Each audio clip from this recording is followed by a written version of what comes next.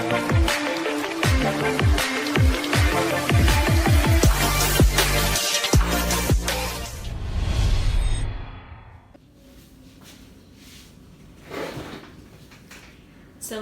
warahmatullahi wabarakatuh. Selamat siang semuanya. Kembali lagi dengan saya Eka Cempaka Putri dalam mata kuliah Ergonomi dan Hygiene Industri.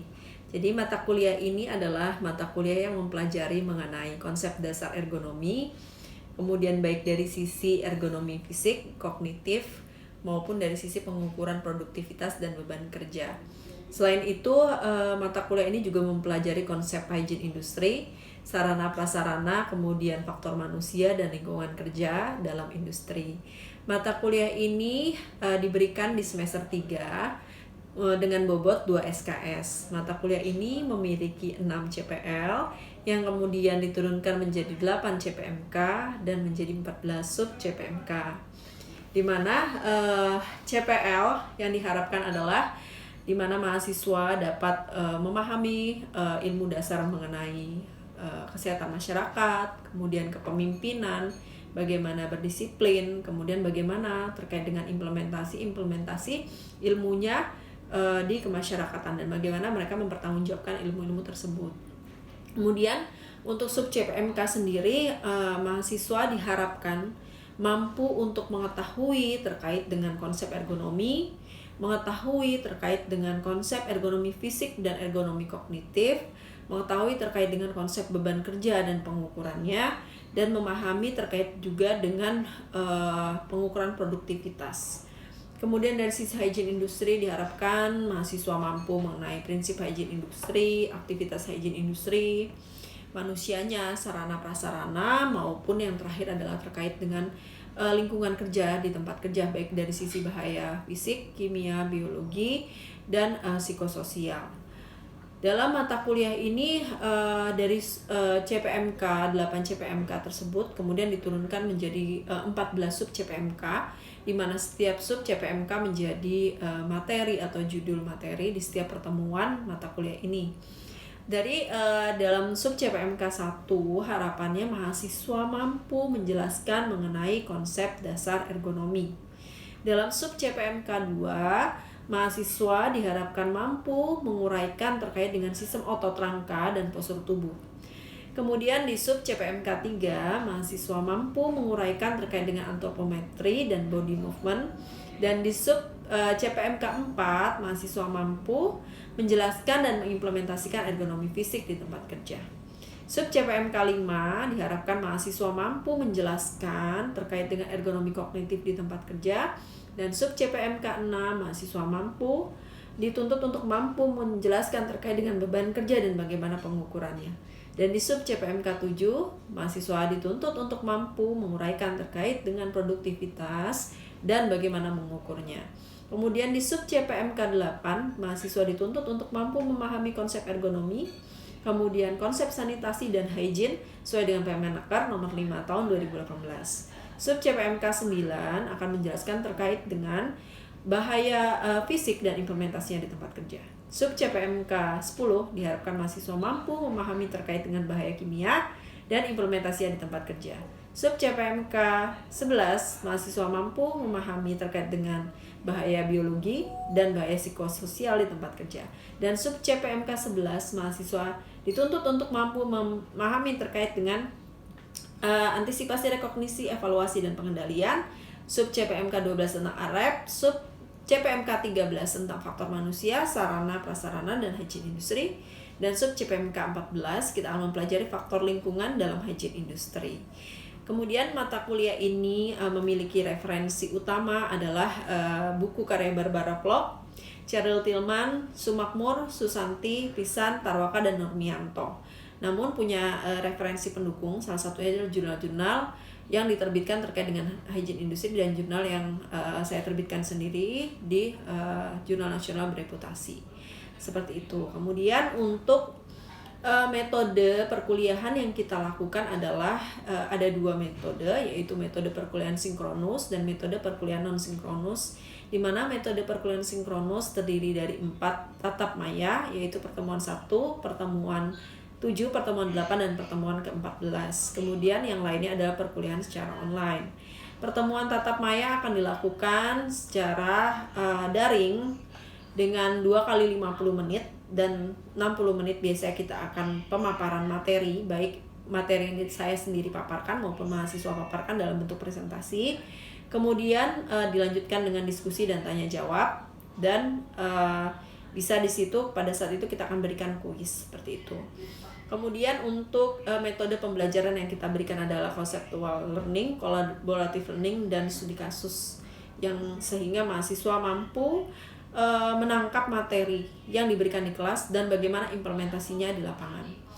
Kemudian untuk penilaian mahasiswa kita bagi menjadi 5 rubrik penilaian, di mana skor 77 di atas 77 apabila mahasiswa mampu menguraikan dan menjelaskan semua topik yang dijelaskan dalam setiap pertemuan. Sementara skor di atas 65 apabila mahasiswa hanya mampu menjelaskan atau menguraikan 60% daripada modul, dan mendapatkan skor di atas 60 apabila mampu menguraikan sekitar 50%, dan mahasiswa mampu memperoleh skor di atas 45 apabila mampu menjelaskan secara 40% materi, dan dapat skor kurang dari 45 apabila hanya 25% materi yang bisa disampaikan atau diuraikan oleh mahasiswa. Oke, baik. Setelah ini saya akan menjelaskan atau akan mengajarkan pertemuan ke-8 terkait dengan konsep hygiene industri, sarana dan prasarana sesuai dengan Permenaker nomor 8 tahun 2018.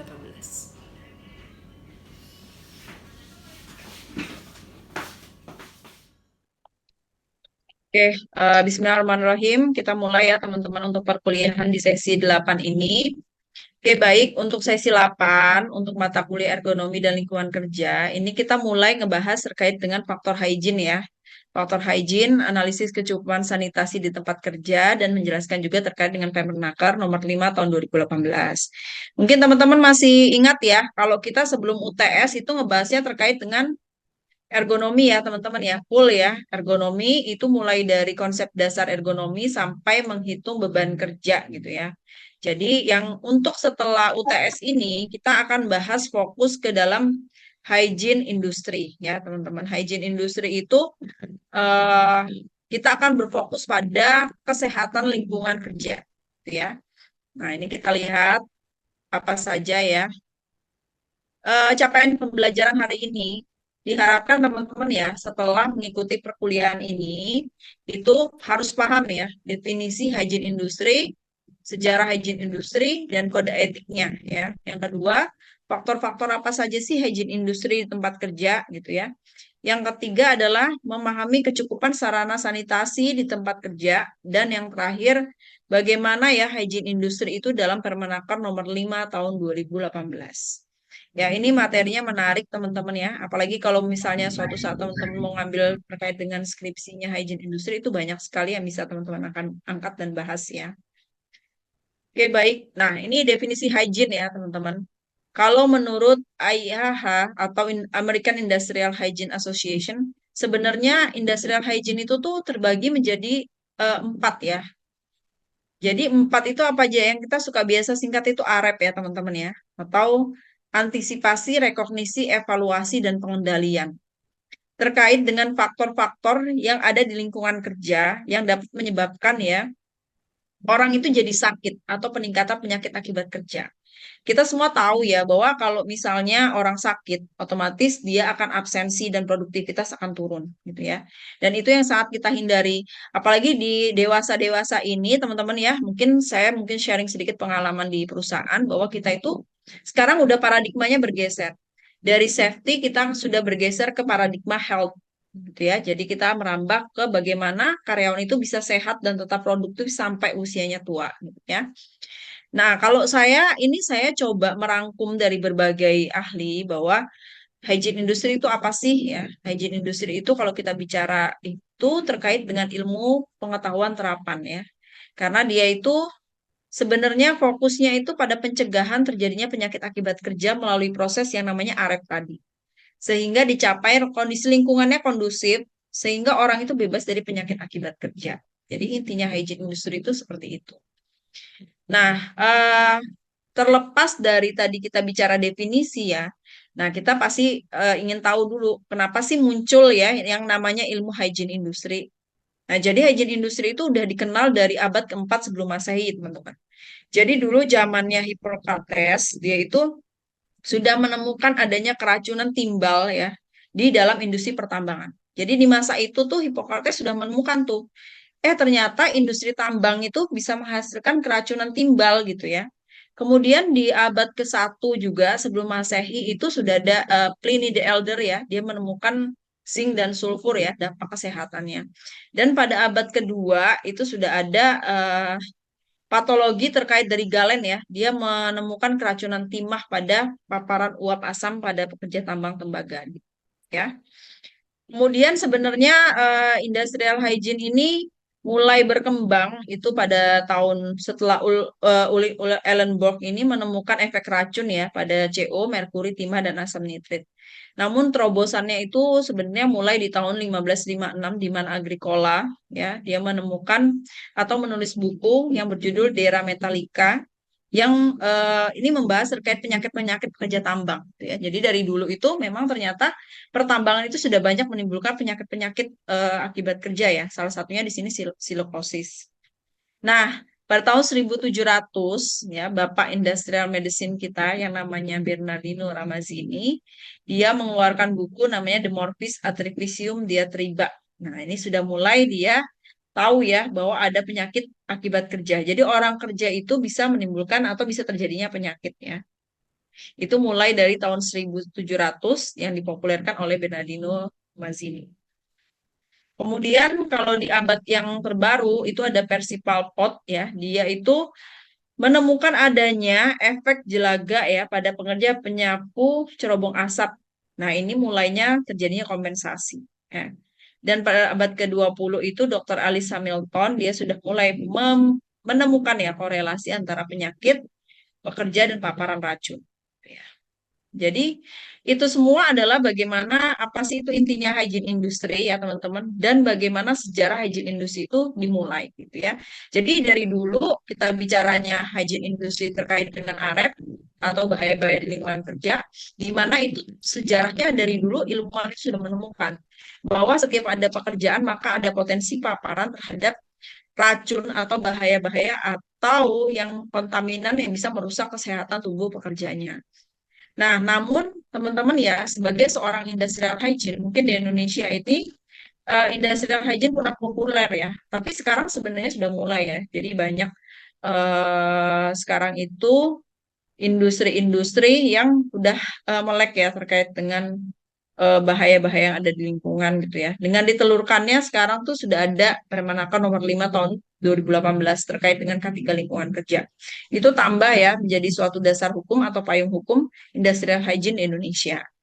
Nah, kode etik hygiene industri ini kita yang pertama adalah harus mampu ya bahwa kita itu sebagai seorang hygiene industri teman-teman harus profesional ya. Dan kita itu berperan sebagai penasihat yang memberikan nasihat kepada perusahaan ya. Kemudian kita harus mampu ya menyimpan rahasia perusahaan. Jadi ketika teman-teman bekerja sebagai industrial hygienist di perusahaan harus mampu menyimpan rahasia-rahasia yang ada di perusahaan itu ya. Kemudian menghindari konflik of interest ya kan. Melakukan pekerjaan sesuai dengan keahliannya dan bertanggung jawab dan memiliki integritas. Ini adalah suatu hal yang eh, harus dimiliki oleh seorang industrial hygiene ya. Karena berat ya ketika jadi seorang industrial hygiene dia harus memberikan judgement ahli ya teman-teman terkait dengan kondisi-kondisi yang ada di lingkungan. Nah, mungkin dari sini teman-teman saya mau diskusi sedikit deh. Ada yang bisa ngasih contoh nggak ke saya terkait dengan konflik of interest ini seperti apa sih kalau sebagai industrial hygiene? Ada yang mau ngasih contoh nggak? Ini nanti saya akan berikan tambahan nilai diskusi ya. Ini saya siapkan catatan. Silakan. Siapa yang ingin berdiskusi? Di restoran mah di Ya, silakan siapa yang ingin berdiskusi, teman-teman? Izin Ayo, Bu, sukarela atau paksa rela nih? Pak Rudi, boleh Pak Rudi, silakan. ya terkait konflik of interest itu kan berarti kepentingan ya. Mohon izin Iya, betul. karena Ibu bilangnya diskusi, jadi saya mengambil contoh di tempat kami gitu Bu. Jadi Iya, di tempat silakan kami Pak. Iya. ada yang namanya divisi DPA dan QHSE.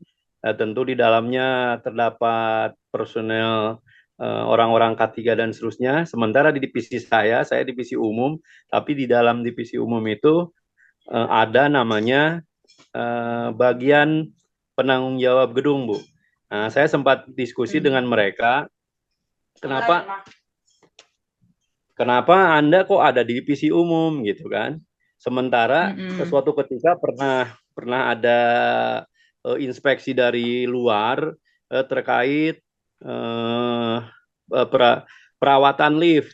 Nah, itu dari teman-teman SMK 3 di perusahaan kami kontak ke divisi saya supaya minta dari penanggung jawab gedung tersebut, karena memang di penanggung jawab tersebut ada ahli dengan sertifikasi keahlian lift, Bu ya. Nah, terus teman saya bilang, oh itu urusan Anda, artinya bukan berarti kami tidak mau bertanggung jawab, karena ketika semisal gitu, saya kan nanya, Bu, kenapa kok ada di divisi umum gitu, padahal Anda harusnya di sana di divisi K3 gitu. Nah, itu teman saya jawab, oh nanti itu pasti ada konflik kepentingan baru ketika nanti ada pemeriksaan, nanti siapa nanti yang akan mengontrol. Nah, maksudnya gitu, Bu. Jadi kembali ke diskusi yang Ibu tadi sampaikan, salah satu di antaranya seperti begitu, Bu, konflik of interest. Jadi tetap harus ada pengawas gitu, ada pengawas. Terima kasih, Bu. Iya, terima kasih Pak Rudi. Betul ya, sekali jawabannya seperti itu. Nanti kita lihat nih satu-satu ya teman-teman ya di sini. Kenapa saya jelaskan? Karena ini penting ya untuk saya sampaikan ya. Jadi kalau kita bicara tadi yang pertama adalah kemampuan profesional ya. Nah, kalau yang namanya profesional ya teman-teman, berarti kita adalah mampu ya memberikan suatu keputusan itu sesuai dengan dasar ilmiah ya. Yang kedua adalah kita tidak boleh memutarbalikkan fakta ya. Kita jadi apa adanya. Jadi kejujuran sama aja kayak teman-teman riset gitu ya. Jadi hygiene industry itu apa adanya, hasil di lapangan kita tidak boleh tutupi, tidak boleh kita modifikasi, itu sebagai suatu profesionalitas ya. Yang ketiga ya, itu tadi tidak boleh menghilangkan fakta, dan yang paling penting adalah kita punya setiap opini-opini kita itu didasarkan oleh fakta-fakta ilmiah seperti itu. Nah, kemudian kita juga punya peran ya sebagai penasihat. Apa sih peran sebagai penasihat kita gitu ya? Kita juga di sini adalah harus cari informasi ya kan, harus meninjau pihak-pihak yang punya dampak terhadap dari hasil pengukuran yang sudah kita keluarkan dan hasil analisis yang sudah kita keluarkan gitu ya. Kemudian kita juga harus memastikan bahwa risiko kesehatan itu harus dikomunikasikan kepada pihak yang berdampak ya. Dan pihak-pihak manajemen, klien, pekerja, dan kontraktor. Jadi misalnya gini teman-teman, kita melakukan pengukuran hygiene industri, katakanlah kebisingan di tempat kerja gitu ya. Kita harus memberikan informasi itu bahwa ini kebisingannya melebihi nilai ambang batas, dampaknya seperti apa gitu ya, misalnya tuli akibat kerja pada karyawan. Nah, itu harus di-share semuanya nih. Gak cuma karyawan aja, supervisornya juga, yang owner perusahaan juga, supaya apa? Supaya bisa mereka tahu bahayanya apa dan penanggulangannya seperti apa. Ya, itu adalah peran industrial hygiene sebagai penasihat. Kemudian dia mampu menyimpan rahasia. Saya tadi sudah sampaikan juga ya, bahwa kita punya data semua di perusahaan ya teman-teman. Bahwa data di perusahaan itu tidak boleh sembarangan kita keluarkan ya, kecuali kita berada di persidangan, di mana di persidangan kita membutuhkan saran atau kesaksian ahli. Nah, itu baru diperbolehkan. Nah, ini konflik of interest ya. Itu tadi sudah sempat dijelaskan. Nah, termasuk di dalamnya tidak boleh menerima hadiah ya. Saya kasih aja nih Bapak Ibu sebagai industrial hygiene di tempat saya gitu ya. Saya kasih uang biar hasilnya bagus. Itu juga nggak boleh ya teman-teman. Itu adalah bagian dari konflik of interest. Kemudian integritas adalah kita yang pertama terkait dengan mencegah pelaksanaan atau diskreditkan profesi ya, penipuan itu nggak boleh ya. Kemudian mengizinkan pihak lain ngambil namanya. Misalnya gini, pihak lain yang ngukur gitu ya pakai nama saya atau pakai SK saya, itu nggak boleh ya teman-teman ya. Salah satu dari bagian dari integritas ya. Kemudian membuat pernyataan promosi ya terkait dengan keahliannya atau fakta-fakta yang keliru, itu juga nggak boleh. Dan membiarkan kekeliruan yang terjadi. dan penipuan pendidikan profesional mereka. Itu adalah bagian dari integritas yang nggak boleh. Industrial hygiene itu, kita sebagai seorang industrial hygiene itu memiliki hal-hal seperti ini. Oke, baik. Nah, kita sekarang udah masuk ya teman-teman ke faktor-faktor industrial hygiene di tempat kerja. Ya, balik lagi tadi sesuai dengan American Industrial Hygiene Association ya, bahwa kalau kita bicara industrial hygiene, skupnya adalah antisipasi, rekognisi, evaluasi, dan pengendalian. Nah, yang dikendalikan itu apa? Ternyata yang dikendalikan itu ada 4 bahaya utama. Antara lain adalah fisik, kimia, biologi, dan ergonomi. Cuman ada tambahan nih, di dalam Permenaker nomor 5 tahun 2018, itu ada tambahan bahaya psikososial atau stres kerja. Ya, itu juga bagian dari lingkungan kerja yang harus kita kendalikan.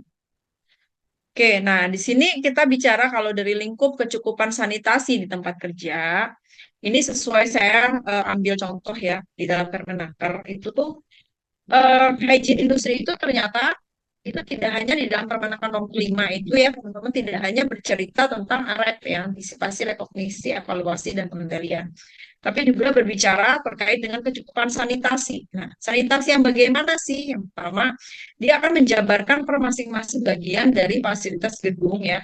Yang paling gampang itu hygiene sanitasi itu teman-teman ya, kebersihan lingkungan kerja. Nah, di sini halaman kita itu harus pastikan bahwa bersih, rapi, nggak becek ya, cukup luas. Tempat air pembuangan juga harus tertutup gitu ya, mengalir dan tidak boleh tergenang.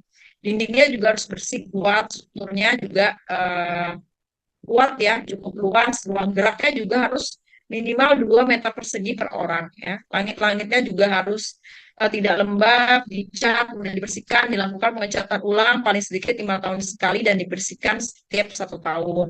Nah, lantai juga terbuat dari bahan yang keras, tahan air, tahan dari bahan kimia yang merusak, tidak licin gitu ya.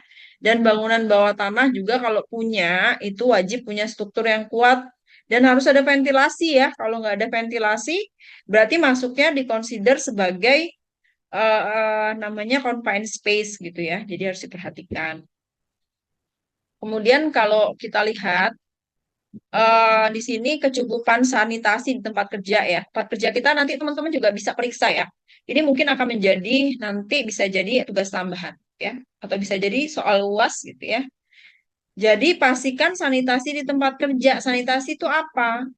Nah, toilet ya dan kelengkapannya. Syaratnya apa sih? Nah, si toilet ini kalau di tempat kerja nggak harus bersih dan tidak menimbulkan bau. Kemudian tidak ada lalat ya, nyamuk, serangga, atau lainnya. Tersedia air bersih pastinya. Dilengkapi dengan pintu, memiliki penerangan, sirkulasi udara yang baik, dibersihkan secara periodik dan dapat digunakan selama jam kerja. Nah, ini nanti dilihat di tempat kerja kita gimana nih. Sudah comply belum dengan Permenaker nomor 5 gitu ya. Loker dan ruang ganti pakaian ya. Loker dan ruang ganti pakaian itu harus bersih. Terpisah laki-laki dan perempuan ya. Dan harus aman gitu ya. Tempat sampah gimana? Harus dibedakan nih, organik, anorganik, bahan berbahaya. Di tempat kerja teman-teman udah begini belum gitu ya, nanti bisa diperiksa. Dilengkapi dengan penutup dan terbuat dari bahan kedap air gitu ya, nggak menjadi sarang lalat, binatang serangga. Dalam toilet wanita juga wajib disediakan tempat pembalutnya. Kemudian dari sisi udara, nah ini sisi udara juga Permenaker nomor 5 mengatur ya, namanya KUDR atau kualitas udara dalam ruang. Nah, ini suhu kering harus 23 ya persen dengan kelembapan 40 sampai 60% maksimal, teman-teman. Dan perbedaan antar ruang tidak boleh lebih dari 5 derajat Celcius ya. Dan oksigen harus 19,5 sampai 23,5%. Nah, ini juga menjadi penting. Jadi, maksudnya perbedaan antara ruang tidak boleh 5 derajat Celcius, misalnya teman-teman di ruang ber-AC, suhunya 23, pas keluar langsung 30, nah itu nggak boleh, karena lebih dari 5 derajat Celcius ya bedanya ya. Terus ventilasi juga harus ada 2, ada namanya ventilasi alami dan ventilasi buatan ya. Dan harus dibersihkan minimal 3 bulan sekali atau sesuai dengan ketentuan undang-undang. Ini juga bisa kita periksa. Kemudian ada ruang udara ya, setiap orang harus mendapatkan ruang udara paling sedikit 10 meter kubik ya. Tinggi tempat kerja, udara lantai sampai langit-langit minimal 3 meter ya. Tinggi ruangan lebih dari 4 meter tidak dapat dipakai untuk memperhitungkan ruang udara. Jadi 10 meter kubik gitu ya, meter kubik ini kalau misalnya kita punya ruangan 1000, berarti 1000 dibagi 10 nih. Nah, itulah adalah area maksimal orang yang harus ada di OQP tersebut. Ya. Nah, kemudian kecukupan sanitasi tempat kerja sesuai dengan tata laksana rumah tangga. Itu yang pertama adalah barang-barang itu harus dipisah ya, antara yang diperlukan dan digunakan. Itu harus bisa, yang sering digunakan dipisah tempatnya di mana. Ya, ditata sesuai dengan posisinya. Dibersihkan secara rutin ya. Terus punya prosedur bagaimana menempatkan barang-barang kebersihan itu gitu ya. Ya, kemudian ada mengembangkan prosedur kebersihan penempatan penataan alat bekas dan lain-lain.